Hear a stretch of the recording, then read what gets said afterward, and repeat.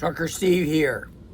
Trucker Steve, CDL instructor on YouTube, and the Broken CDL Trucking System, also on YouTube.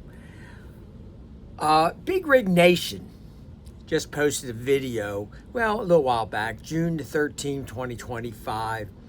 It's about titled, CDL mills are destroying trucking.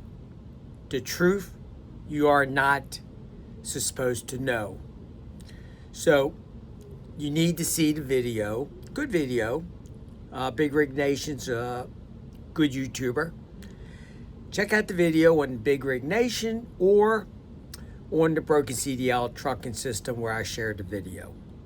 So on this video, the part of the video that I'm going to go over on this video that I'm doing, Big Rig Nation gives 5 ways to fix the CDL training program.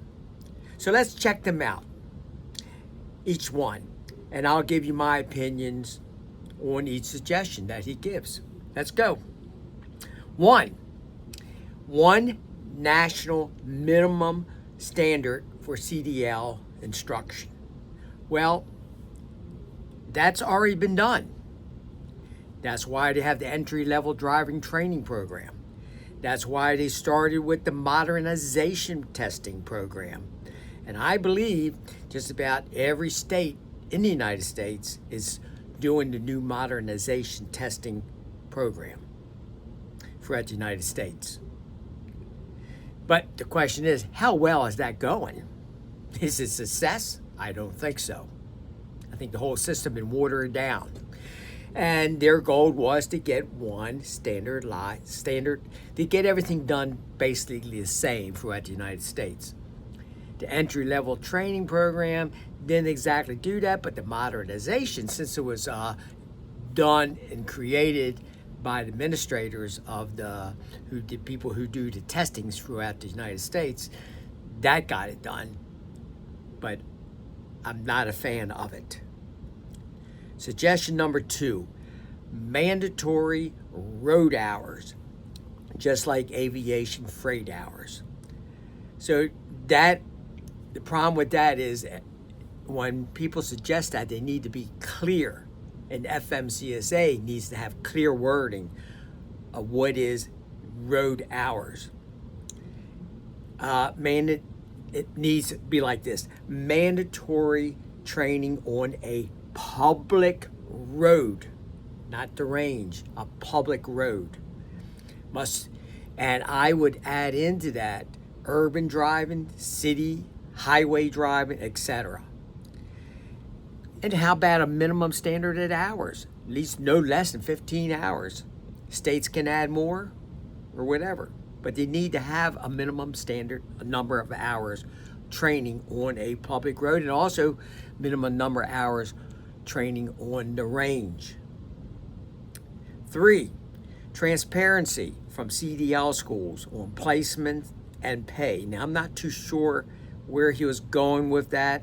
So, CDL schools need to stop lying to their students about what they're going to be making in a matter of pay. Well, you're going to make thousands and thousands of dollars. Come to our school, just lying to them. Just because one company may pay, but most CDL students are not going to qualify for that particular type of job. Every CDL school should give a student a contract outlining what they are going to offer and provide to that particular student. And when the student completes the training, the school should be required to give that student a copy of the records that they submitted to FMCSA to set up that student for testing. And then the FMCSA contacted the state and said this student's ready to take his test. But FMCSA left out a lot of key words about, is the student really ready? Is he really proficient? That was left out of that particular form. That needs to be fixed. That's why we have so much issues with the FMCSA and CDL school and the training of students. Number 4, end of contract locking new drivers into a 12-month trap deal. He's probably talking about the mega carriers, and I totally agree with that.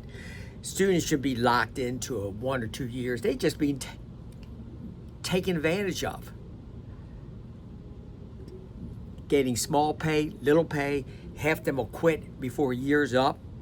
But if they do quit early, they come after them. And I think, if I'm right, the government, because most of these mega carriers have their own schools, and they get big, huge grants from the government. So they're getting paid already for the students' training.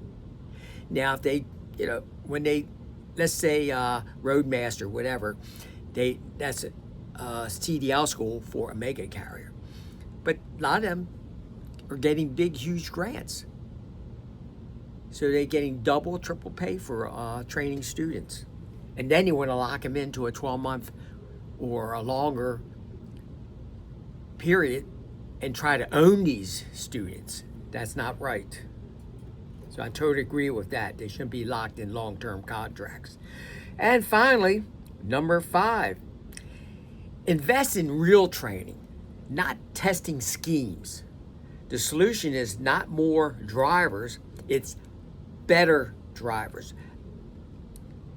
better students, better drivers that save lives, not flooding the roads with untrained, unprepared, and unsafe drivers.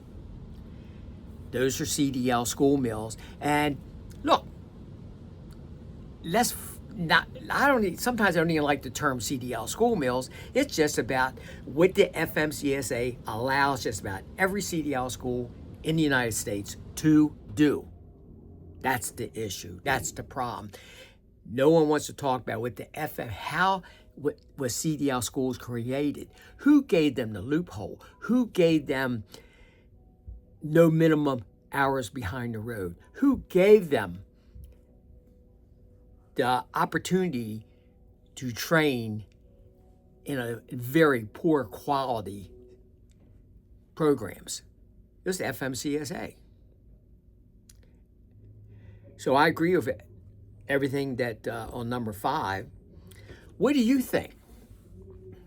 Do you agree with the Big Rig Nation? Most of it I agree with.